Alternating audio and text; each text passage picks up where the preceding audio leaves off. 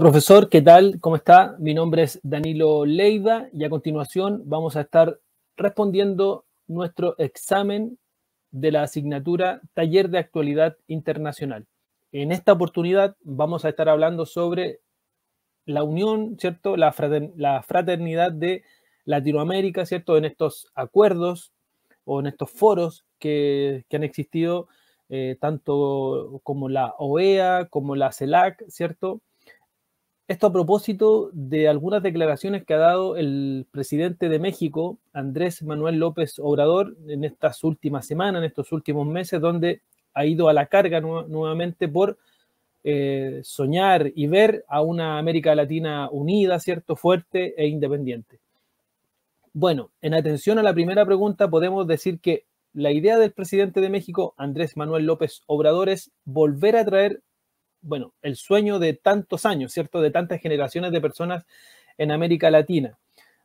Más bien de siglos, lo podríamos determinar o decir de esa manera, porque esto de la América Latina unida, fuerte e independiente es una idea que viene hace siglos con el primer hombre que tuvo esta idea, que fue el conquistador Simón Bolívar, ¿cierto? Él era el que quería ver a una América Latina grande y fuerte. Ahora, si vamos a la pregunta en sí, ¿cierto? ¿Cuál es el proyecto más importante? Yo creo que para Andrés Manuel López Obrador y para la integración de toda América, o sea, para Andrés Manuel López Obrador es la integración de toda la América Latina, ¿cierto? Ese es el proyecto más importante para el presidente mexicano. Sin dudas, él está por fortalecer la CELAC, ¿cierto? Que es la Comunidad de Estados Latinoamericanos y Caribeños, creada en 2010, bueno, por líderes políticos, líderes de gobiernos de aquella época. Entre ellos, hay que destacar que estaba ahí y que fue uno de los impulsores de esta idea, Hugo Chávez, ¿cierto? Expresidente de Venezuela, y también en sus primeros dos periodos, ¿cierto?, de gobierno, también estaba presente en ese acuerdo, el 2010, Ignacio Lula da Silva, ¿eh? Como por destacar a dos de los más importantes ex mandatarios que estuvieron en ese acuerdo y donde se creó la CELAC.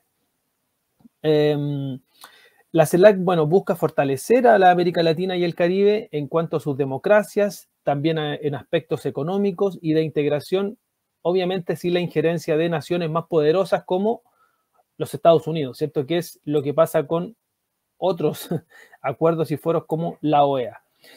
Esta defensa de la CELAC que hace López Obrador va justamente en desmedro de la OEA, ya que él atribuye políticas imperialistas expresando que los países de Latinoamérica deben estar subordinados a un determinado gobierno, que ya sabemos cuál es, que es el de Estados Unidos. López Obrador, quien es creador del movimiento Regeneración Nacional, partido político mexicano, ha insistido con esta idea. Y en la última reunión bilateral entre México y Estados Unidos, realizada hace unos días, el 9 de enero recién pasado de 2023, el mandatario mexicano le leyó una carta a Joe Biden frente a él, ¿cierto?, pidiéndole por el fortalecimiento y unión en todas las materias de los países de América Latina y el Caribe. En la ocasión, el mandatario mexicano señaló a Joe Biden que él tiene la llave para abrir y mejorar sustancialmente las relaciones de todos los países del continente americano. La iniciativa que entre los propios países y naciones americanas emerja un fortalecimiento mutuo ha existido desde siempre, ¿cierto? Como lo señalábamos al principio, desde hace muchos años. ¿Y esto por qué? A mi parecer es porque tiene algo de utopía, ¿cierto? Algo de sueño. Entonces, constantemente está en la idea, ¿cierto? Es un ideal de muchas personas de América Latina, ya sean líderes políticos, el pueblo. Hay mucha gente que quiere ver una América Latina unida, fuerte, fraterna, ¿cierto? E independiente. Yendo ya a la segunda pregunta, ¿cierto? De este ítem 2 de nuestro examen, dice que ¿cuál es el proyecto más exitoso que ha tenido América Latina y por qué? ¿O cuáles de estos proyectos o de estos foros?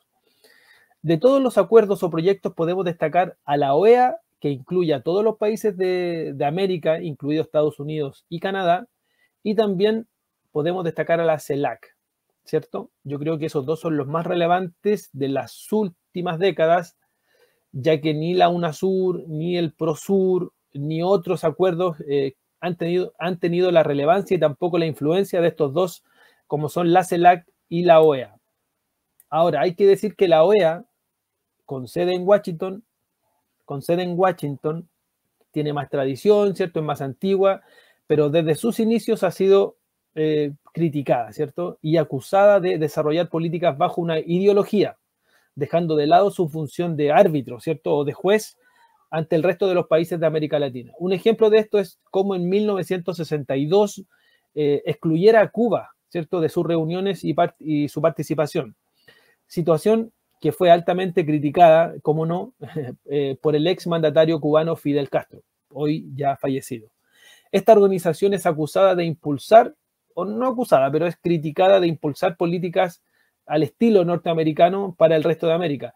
Y en razón de esto es que se ha alineado, ¿cierto? O ha tenido más afinidad con gobiernos de América Latina que son de ideas más conservadoras, o también que son o se ha aliado más, ha tenido más afinidad con las derechas en Latinoamérica.